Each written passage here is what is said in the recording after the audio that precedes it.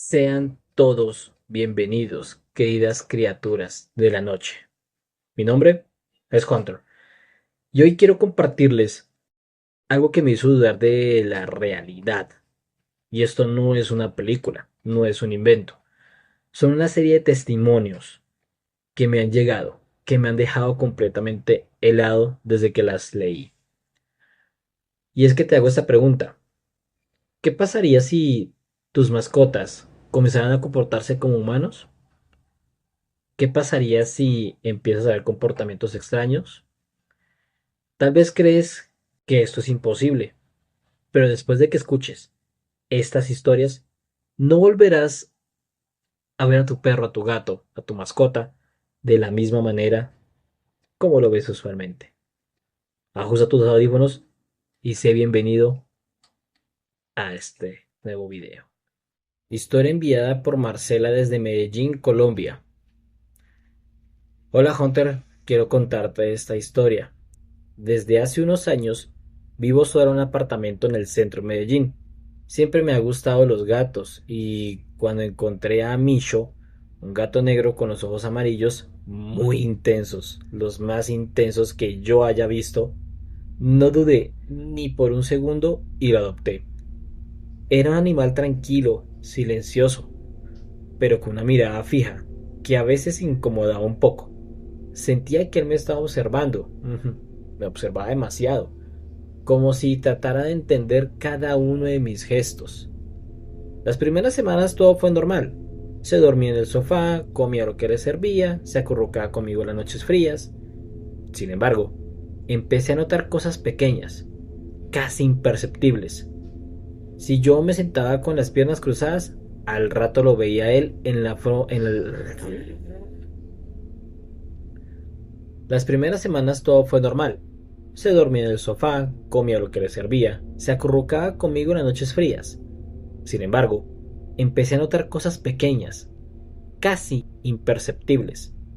Si yo me sentaba con las piernas cruzadas, al rato lo veía en la misma alfombra, imitando casi la misma postura. Cuando hablaba por teléfono y gesticulaba con la mano, él levantaba una pata en el aire, como copiándome. Al principio me dio risa. Pensaba que era coincidencia o que mi imaginación me estaba jugando una broma. Hasta incluso pensé que aquel animal era un poco más inteligente de lo normal. Una noche, después de un día muy agotador en el trabajo, llegué tarde a casa. Me preparé algo rápido de cenar y dejé todo sobre la mesa. La verdad, no tenía ánimos para lavar los platos, así que los dejé ahí y me fui a la sala a ver televisión. No pasaron ni 20 minutos cuando escuché un ruido en la cocina. Pensé que Misho estaba intentando tumbar algún plato, así que me levanté para regañarlo. Pero sé que lo que te voy a decir no me lo vas a creer. Tampoco espero que lo hagas, ni que tu audiencia tampoco lo haga, pero comparto lo que vi. Misho no estaba sobre la mesa como yo esperaba. Estaba sentado en una de las sillas, con las patas delanteras apoyadas sobre la superficie, exactamente como un ser humano se apoyaría, con los codos, mientras observa algo. No se movía, no comía, solo me miraba fijamente, con la cabeza levemente inclinada, imitando un gesto que suelo hacer cuando desconfío de alguien. El corazón me latía tan fuerte que creí que me iba a desmayar. Traté de no mostrar miedo, pero mis manos temblaban. Misho, bájate de ahí, le dije con una voz insegura. Él obviamente no obedeció. Lo extraño fue que ni siquiera parpadeó, solo siguió mirándome, con un silencio demasiado humano, demasiado consciente. Esa noche no pude dormir. Lo encerré entre comillas en la sala y me fui al cuarto, pero escuché durante horas sus pasos, como si caminara de un lado a otro. Lo raro fue que no sonaban como pasos de gato, no sé si me hago entender. Eran más pesados, más humanos, como si alguien caminara descalzo sobre el piso. Con el tiempo, las cosas se pusieron peores. Empezó a sentarse en la mesa todas las noches, siempre en silencio, siempre observando. Había momentos en que de reojo creía ver cómo sus patas parecían adoptar forma de dedos, como si se estuviesen estirando, más allá de lo natural. Una vez mientras escribía en mi computador, escuché un golpe seco, y al voltear, vi que había tumbado un vaso. Pero lo extraño fue que estaba sentado al lado del teclado, con la pata apoyada exactamente en la misma tecla que yo usaba. Lo más aterrador ocurrió una madrugada. Me levanté porque escuché un sonido metálico, como si alguien manipulara los cubiertos de la cocina. Caminé despacio, con celular en mano para poder alumbrar, y lo encontré de nuevo en la mesa, pero esta vez no estaba solo. Estaba intentando sostener un cuchillo con las patas delanteras. Lo levantaba torpemente, y al verme, inclinó la cabeza hacia un lado, como si hubiese sido descubierto en medio de algo prohibido. Me quedé congelada, no grité, no corrí, solo miré fijamente, y en ese instante tuve la certeza de que ese animal sabía demasiado, tal vez sabía demasiado sobre mí. Desde entonces lo mantengo en casa, pero no confío, ya que casi no maulla, solo me observa, imitando mis gestos, mis posturas, como si ensayara para reemplazarme algún día. Y cada vez que lo veo apoyado en la mesa con esa mirada fija me pregunto si en realidad adopté un gato o si traje a casa algo que aprendió demasiado bien a comportarse como un humano. Historia enviada por Julián desde Bogotá, Colombia. Muy buenas noches, Hunter. Vengo a contarte esta historia que sé que para muchos será muy irreal, pero sé que como amante del misterio te puede parecer muy interesante. Cuando mi abuela todavía vivía en el barrio Restrepo en Bogotá, tenía un perro callejero, al que recogió una tarde lluviosa. Era un perro grande, pelaje oscuro y mirada penetrante. La verdad, nadie supo de dónde salió, pero desde el primer día se quedó en la casa, como si siempre hubiese sido parte de la familia. Lo extraño de él era que no ladraba como otros perros, solo emitía un sonido grave, como una especie de murmullo. La verdad no sé si me hago entender. Mi abuela decía que ese perro era especial y lo llamó Bruno. Bruno siempre se quedaba cerca de ella cuando rezaba el rosario. Se sentaba frente al pequeño altar que mi abuela tenía en la sala. Observaba las velas y el crucifijo y no se movía hasta que ella terminaba. Al principio parecía tierno, pero con el tiempo empezó a volverse muy inquietante. Recuerdo que una madrugada me levanté porque escuché voces. Pensé que era la abuela rezando a esa hora, pero al acercarme a la sala me llevé el susto más grande de mi vida.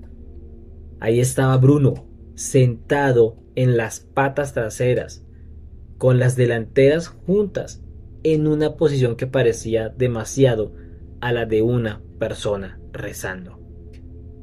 Lo peor era que de su boca no salían ladridos, sino una especie de murmullo continuo, como si repitiera palabras. No eran palabras claras, pero tenía un ritmo, como si fueran oraciones dichas en una especie de idioma extraño.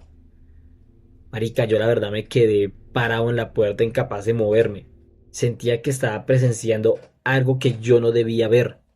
Mi abuela salió de su cuarto y al escucharme me jaló el brazo. Me dijo en voz baja que no debía interrumpirlo, que dejara, que siguiera orando. Yo la verdad, parce, estaba aterrado, pero ella parecía aceptarlo como algo normal. Desde ese día, empecé a fijarme más en Bruno. Había momentos en que nos miraba como si entendiera todo lo que estábamos diciendo. A veces, cuando mi abuela rezaba, él repetía los movimientos. Si ella se sentaba, él se sentaba. Si ella se intentaba levantar, él levantaba una pata, torpemente. pero era una manera inquietante. Una vez incluso escuché claramente que dijo algo parecido a un amén. El punto de quiebre de esto, parce, fue una noche de tormenta. El barrio estaba en silencio por un apagón y solo se escuchaban los truenos. La abuela decidió rezar para tranquilizarse. Encendió una vela y se arrodilló frente al altar. Yo me senté en el sofá. La verdad, marica, yo estaba muy nervioso. Y Bruno se acomodó a su lado, como siempre. Pero esta vez fue distinto. Cuando mi abuela comenzó el rosario, el perro empezó a repetir cada frase después de ella. Obviamente no fue palabra por palabra, fue como lo había escrito antes, con una voz grave, ronca, en una especie de murmullo, como la de un hombre adulto murmurando. La verdad no sé cómo explicar aquel sentimiento. Era ese pánico. Era como si alguien más hablara a través de mi abuela. Ella lloraba mientras tanto y seguía rezando, pero no se detenía. Marica, yo quise huir de la casa, pero algo me lo impedía. Sentía que si lo hacía, Bruno se levantaría en dos patas y me seguiría. A la mañana siguiente, quise pensar que toda vez había sido un mal sueño, una pesadilla en medio de la tormenta. Pero el perro me observaba desde la puerta. Cuando lo miré, movió la cabeza en señal de negación, un gesto demasiado humano. Con el tiempo, la situación se volvió insoportable. Había noches en las que escuchaba pasos pesados en el pasillo, como si alguien caminara descalzo, y cuando me levantaba, lo encontraba ahí, frente al altar, murmurando. Una madrugada, mientras intentaba dormir, lo escuché susurrar mi nombre. Parce, se lo juro. Escuché clarito que dijo Julián, con esa voz ronca. Sentí que el alma se me iba del cuerpo. La verdad yo no sé qué era Bruno, si de verdad fue un perro, si era un espíritu que usaba su cuerpo o algo peor. Lo único que sé es que cuando mi abuela murió, él desapareció. No dejó rastro. Nadie en el barrio volvió a verlo jamás. Y aunque han pasado años, a veces cuando intento rezar en mi casa, siento un murmullo grave, acompañado a mis palabras. Es como si Bruno todavía estuviera allí, imitando cada oración. Historia enviada por Diana, desde Aguascalientes, México. Muy buenas tardes, Hunter. Desde pequeña he estado rodeada de animales, mi tío en especial. Siempre fue un amante de los loros y de esas aves que imitan la voz humana. Hace unos años consiguió un loro amazónico, no me preguntes cómo. Según él, eras de los más inteligentes, y lo llamó Simón. Al principio, Simón parecía un loro normal. Saludaba con un buenos días, decía gracias, e incluso repetía las carcajadas de mi tía o de mi tío cuando veían novelas o programas chistosos. Nada raro hasta ahí. Pero poco a poco empezó a demostrar una inteligencia que no era común. Una noche jugábamos cartas en la sala, es una costumbre que tenemos todos en familia. Yo estaba con mi primo y mi tío nos observaba mientras bebía café. El loro desde su jaula miraba atento cada movimiento. Entre risas de mi primo dijo que iba a ganar y justo en ese momento Simón soltó una frase que nos dejó a todos helados. Esa no es la carta que tienes. Nos quedamos en silencio. Pensamos que lo había repetido de alguna forma, de algún programa de televisión, de alguna chingada de esas. Pero lo extraño fue que señaló con su ala hacia mí. Yo la verdad quedé nerviosa. Mostré mis cartas y tenía razón. No llevaba lo que decía. Reímos como para restarle algo de importancia, pero dentro de mí, y estoy seguro que dentro de todos los que estamos en la sala, empezamos a sentir un miedo. ¿Cómo chingada madre podría saber el loro las cartas que yo tenía? Con el tiempo, Simón empezó a responder preguntas directas. Una tarde entre risas, mi primo preguntó: ¿qué hora es? El loro respondió sin dudar. Son las 3:11. Cuando miramos el reloj, era exactamente esa hora. Ese fue el punto de quiebre. Desde ahí todo cambió. El loro ya no solo repetía, sino que respondía con coherencia. Lo hacía con una voz que a veces no sonaba como la suya habitual. Era más grave, más humana. Y aquí tengo que hacerte algo muy clara, Hunter. No es que no hayamos enviado pruebas o algo así de este loro, sí las hicimos. De hecho, las hicimos a entidades que se encargan precisamente de esto, la inteligencia de los loros y demás personas encargadas de esto. Y su respuesta fue lo más de simple. Los loros saben imitar muy bien. De pronto su tío le está haciendo una mala jugada, una mala pasada, y le enseñó todo esto. Ellos son animales más inteligentes de lo que ustedes creen. Fue una respuesta simple, pero que nos dejó a todos con muchas dudas si esto fue así o no. Una noche, mientras me quedé a dormir en casa de mi tío, desperté al escuchar una discusión. La verdad, pensé que eran mis tíos peleando, pero al asomarme a la sala encontré algo muy perturbador. Mi tío estaba sentado frente a la jaula, hablando en voz baja. El loro le estaba respondiendo, palabra por palabra, como un hombre adulto. No eran repeticiones, era una conversación real, era fluida. Lo más aterrador fue cuando me acerqué sin hacer un solo ruido. Alcancé a escuchar el loro decir: no confíes en ella, te va a traicionar. Acto seguido, giró la cabeza hacia mí. Sus ojos me miraron fijamente, y juro que en ese instante no parecían los de un ave, sino los de una persona. Desde entonces no pude estar tranquila en esa casa. De hecho, no volví a entrar. Cada vez que pasaba frente a ella o veía la jaula desde afuera, Simón me hablaba. No eran frases repetidas, eran mensajes dirigidos a mí. Te vi llorando anoche. Sé lo que sueñas. Cállate o me delatas.